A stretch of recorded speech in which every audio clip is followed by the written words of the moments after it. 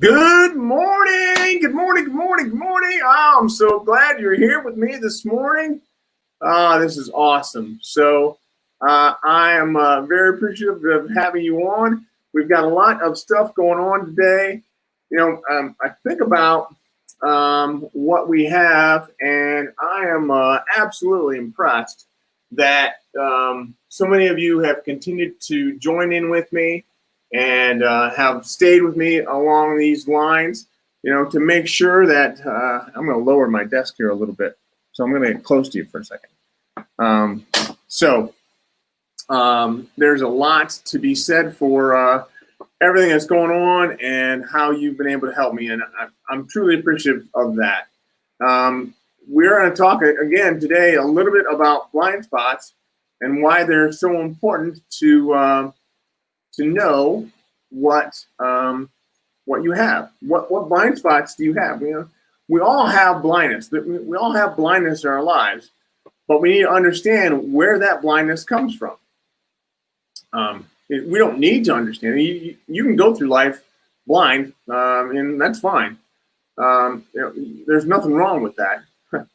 But I prefer to know where I am, know where I'm coming from, know what is holding me back. I think it's one of the things is that so important for me to understand that point of view. So I'm making a little change here with my camera, so bear with me.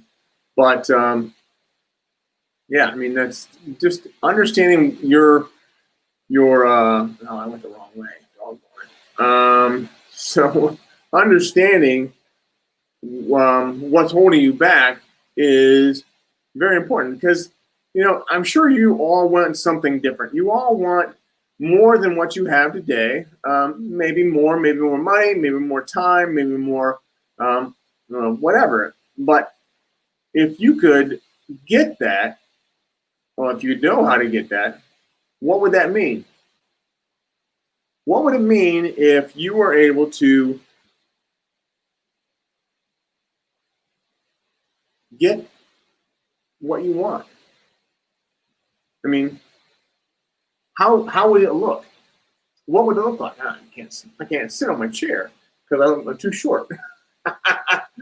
But I think of some friends of mine who they have gotten what they want, or at least they're working towards getting what they want. And I'm hoping that they're going to tell you the same thing that I would tell you, that it's important for us to make, when we make a change. So let's bring this up, and I'll just share this with you. How do you make a change?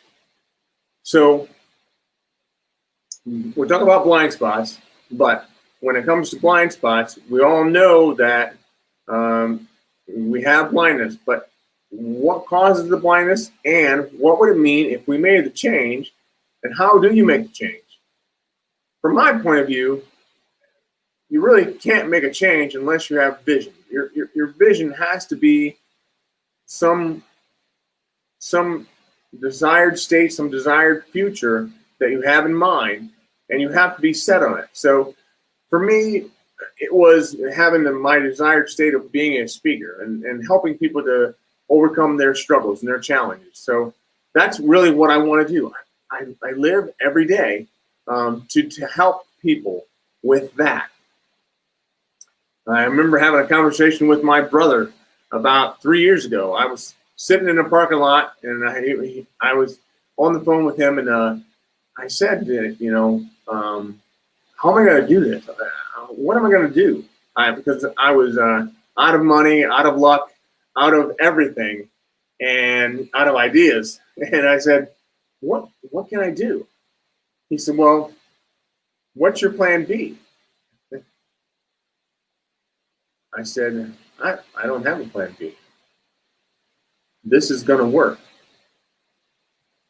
This has to work because this is what I've been told to do.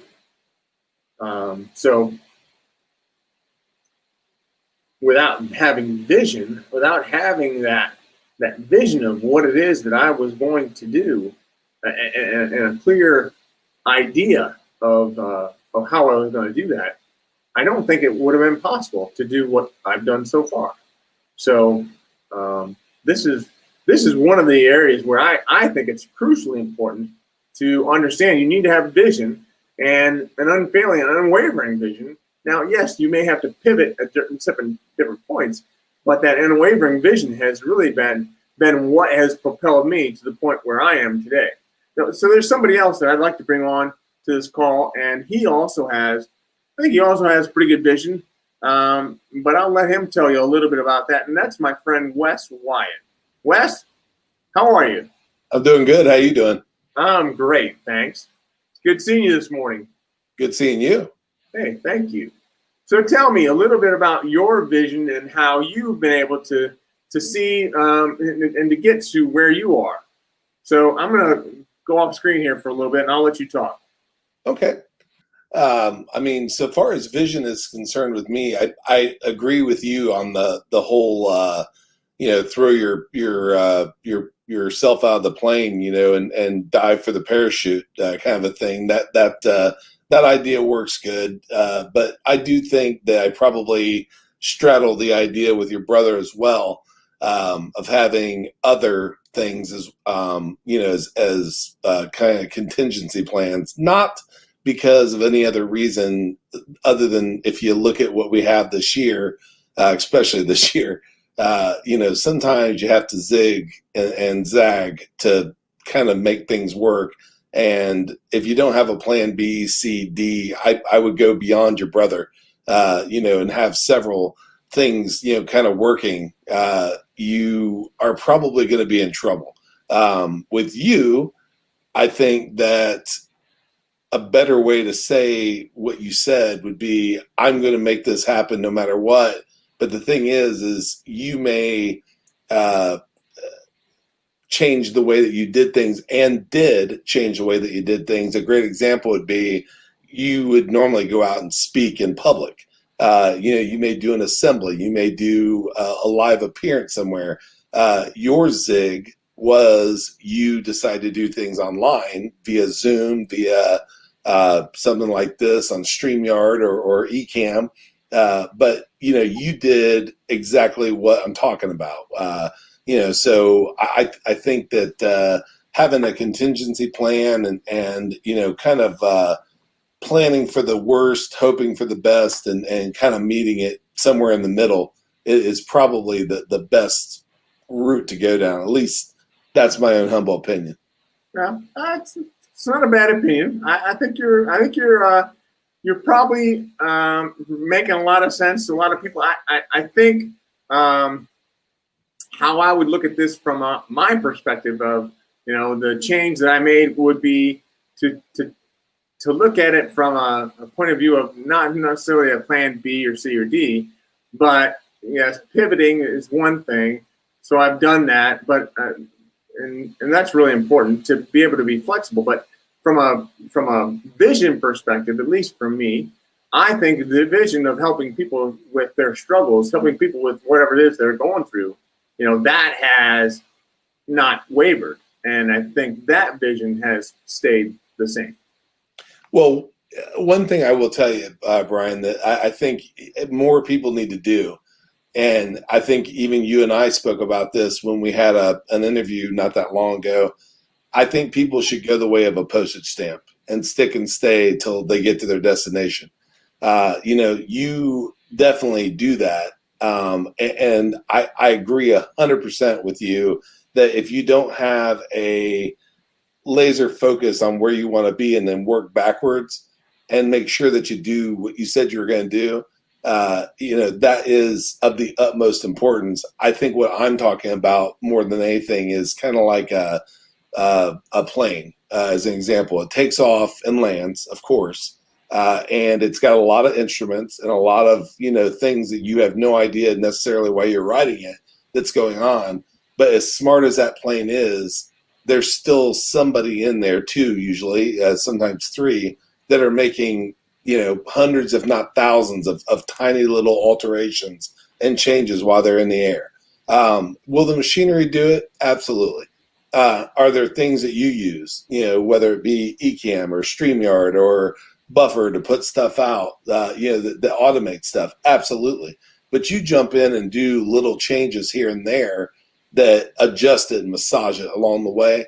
And I think that is really, the most important thing is to, like you said, have that unwavering vision as to what you want, make adjustments along the way. Like, what would you have done if you would have said, well, COVID hit and I guess I'm never going to talk again. You didn't do that, and that is the thing that shows that you've got that, intestinal fortitude to trudge on, instead of, stopping at the path, where it got all bushy. You just got out a machete and started chopping through. So, that really is what leaders do. And so you personify that, Brian. Hey, thanks, man. So we've got a few other people that have joined in on the call here. So I want to make sure that I recognize them as they have come on. So our good buddy Willie Mack has joined us this morning. Good morning, Willie. Appreciate you being on today.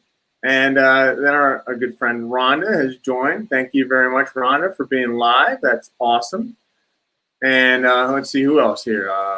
AJ. AJ Rathmore is on. Thank you very much. Oh, sorry, Rathor. I think is how you pronounce it. So thank you very much. And Brian Owino, thank you. Appreciate you being on from Africa. I'm like, oh my gosh. we've got people coming in from all over. So tell me where you're coming in from, if you would. Like Brian did. Let me know where you're coming in from, and put a hashtag of Brian with one eye, a hashtag of Winking with Wagner. Do what you normally do, which I think Wes has mentioned here in his comment. So to win a chance to win a autographed copy of my book. Sometimes it does take a brain surgeon.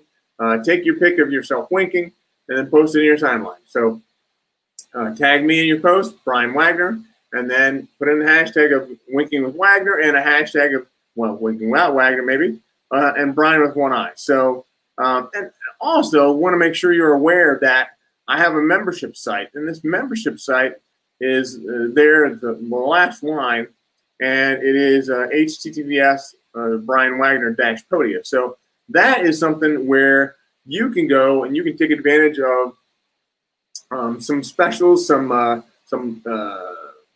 different blog posts and things that I don't send to everybody. So you will be able to be on the upfront and be in a down low to get some of those things. So that's a great way. Wes is smiling. The upfront and down low. A great way to be able to get more of what it is that I am delivering. Wes, you have a comment? No, I don't think I've ever heard you say on the down low. Who else do we have on this morning? Chris Gross. Good morning, Chris from Colorado Springs. Good morning, good morning. And then my friend Lisa Johnson. Thank you. That's very nice of you, Lisa. Thank you. I appreciate that. So let's see. What else we got here? Willie Mack says, Newport News, Virginia. Very cool. Thank you very much. Wow. Yeah, so we've got a lot of listeners coming in from a lot of different areas. And, I think that's great because I'm hoping that all of you want to continue to know what your blind spots are. You really want to know how you can eliminate those blind spots, and what would it mean if you could eliminate those blind spots. And that's really one of those things that I think everybody should have an idea of that. And not everybody does. Not everybody cares. But if you do care, then that shows me that you really want to improve. And, as you want to improve, well, we're going to help you. So that's great. And I'm just overwhelmed with, the amount of love and compassion in this group. All of you and what you've done for me has been phenomenal. And what you're doing for each other is great as well. So let's continue this path that we're on and share this with other people. So share these videos with other people. Let them know, what we're doing here, how great you think it is, how great of a community you think we have, with all the different people that are joining day in and day out, having these conversations about blind spots and your vision. So let's just continue that. So share these videos, put in your timeline of Weekend with Wagner, and I'm just thankful for all of that. So Wes, what else do you think we should talk about this morning to be able to help people with their blind spots and their vision? Well, I think one of the biggest things that this type of the time of the week, brings people is people working for the weekend and, kind of having that feeling like, okay, the weekend's getting to be here. I think people, one of the blind spots that people have is that working for the weekend mentality. Mm-hmm. It's real easy for someone like you or I that work at home to have, the absence of that mentality. But I can tell you, if you can have a feeling of, Saturday every day, one of my corny things that I say, which I don't find it corny, but some people might, is I love my beloved oxygen habit. And, every day that you wake up, if you feel like it's Saturday and you've got that oxygen habit, you've got the day beat, so having that mentality of the weekend is almost over. It's going to be Monday and I got to start the whole thing over again. I think people start to feel that exhilaration that the weekend's coming. And I really wish that people would move away from that, to where they give the zeal of Saturday every day. Be happy to be alive. Isn't that a terrible way to go through life? Working for the weekend and dreading Monday. It's the worst, and believe me, I've done it. I used to drive to work, and a friend of mine, shout out to Ed Drost in Baltimore. But, I would talk to him on the way to work almost every day, and he'd be out getting ready to go do appraisals, which he still does. And, we would talk, and I would tell him, well, I'm almost to the joint. And I called it that every day. And I honestly did. I thought of it like prison. And I'd go in there and I'd sit there and I would think all day. They got a very good version of Wes, but I will tell you that they did not get the version that they deserved. Nor did I, from thinking that way. So I would just sit there and think of 1,000 different ways that I could not be there. And that went on for 4 years. So it's I think it kills you a little bit. So if you're not doing something that you love, and honestly, Brian, you're a great example. I think that when you find that calling and you chase it, the thing is, you may have to do it sometime, in the beginning, and then part-time, the next step, and then full-time. But if you don't start, it's kind of like having kids or buying a house. If you wait until the stars align and, everything's okay, you'll never do it. So you really need to pick I'm 52 years old here soon in another couple months. And I still don't, know what I want to do when I grow up, but I know what I don't want to do. And, I think that's the biggest thing, so, that'd be my answer is not having that mindset of feeling like you're a prisoner and doing something you love, because you can, monetize what you love. You just got to work hard to figure it out. Right. So, and that's definitely a blind spot that people have, that they don't think that they can achieve what they love by doing it. And if they could see through that blind spot and that self-limiting belief, really, they would be able to be so much more free and love life. Love life like you and I do. Right.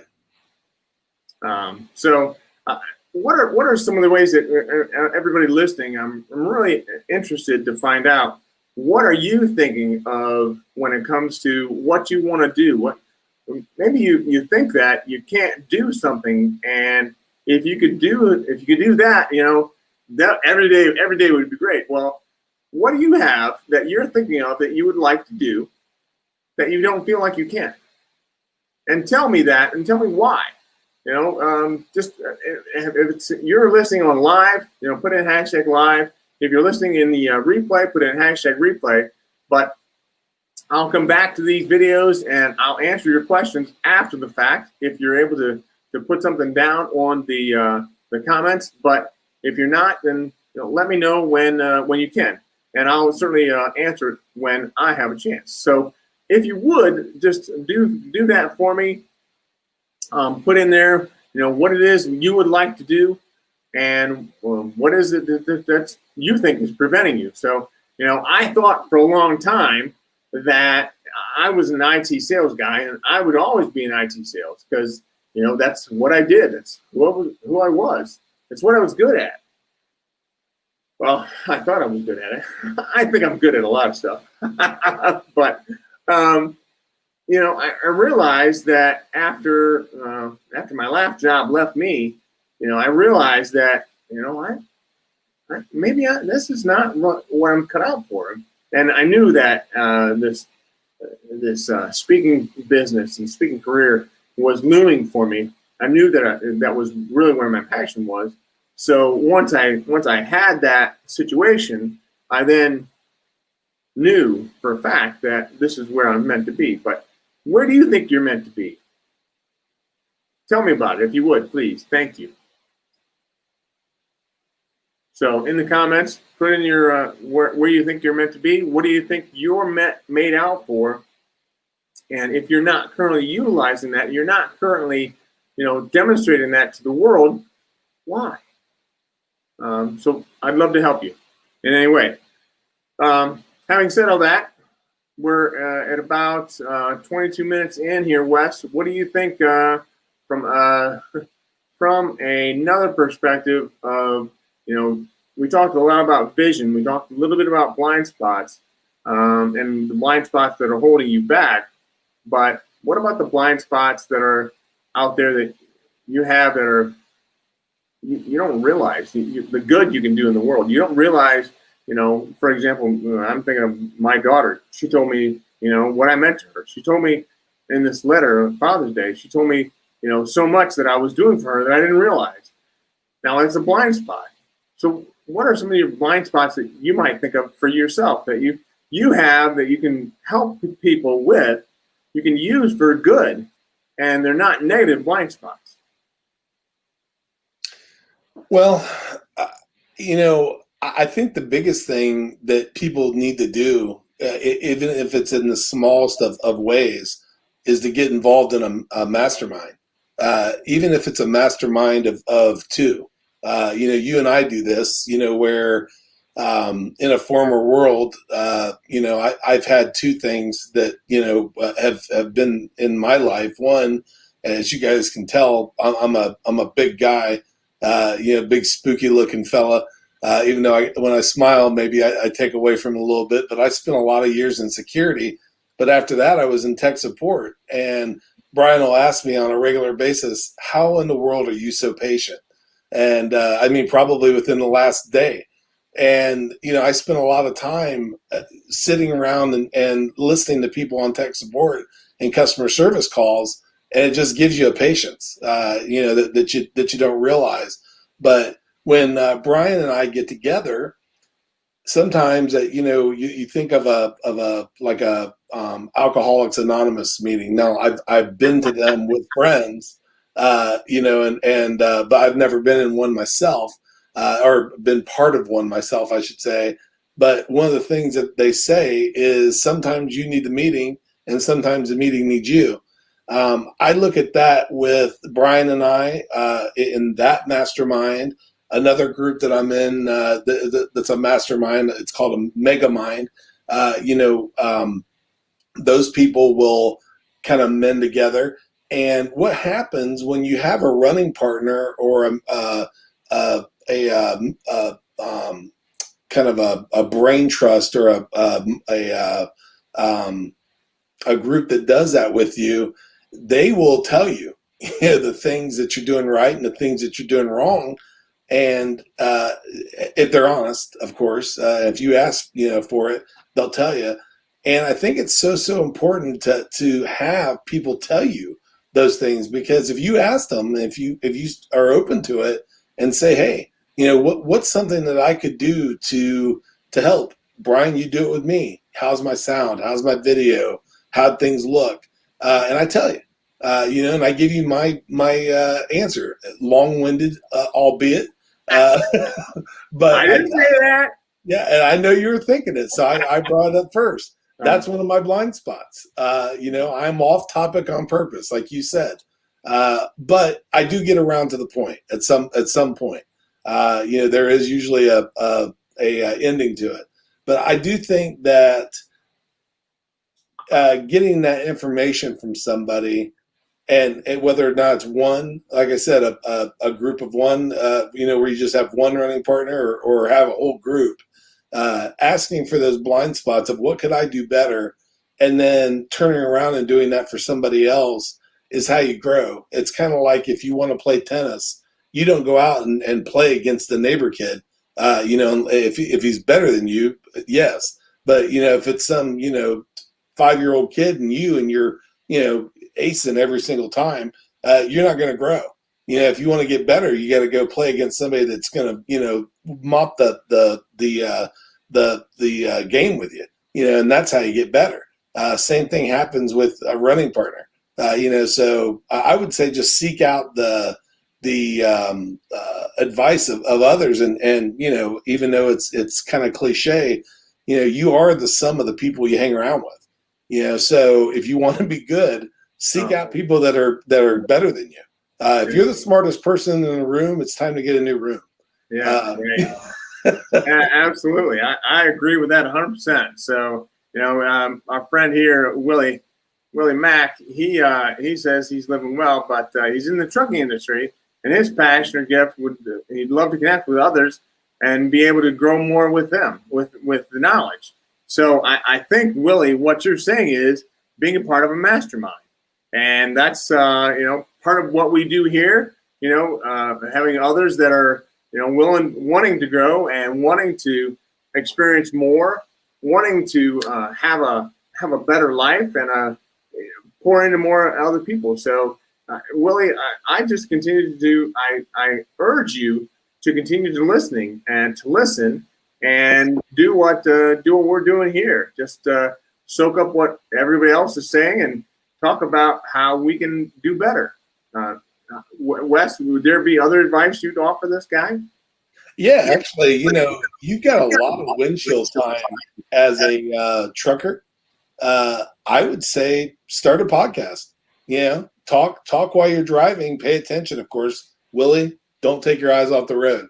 But get yourself a recorder, a microphone for your iPhone or your Android, and just speak your thoughts while you're driving.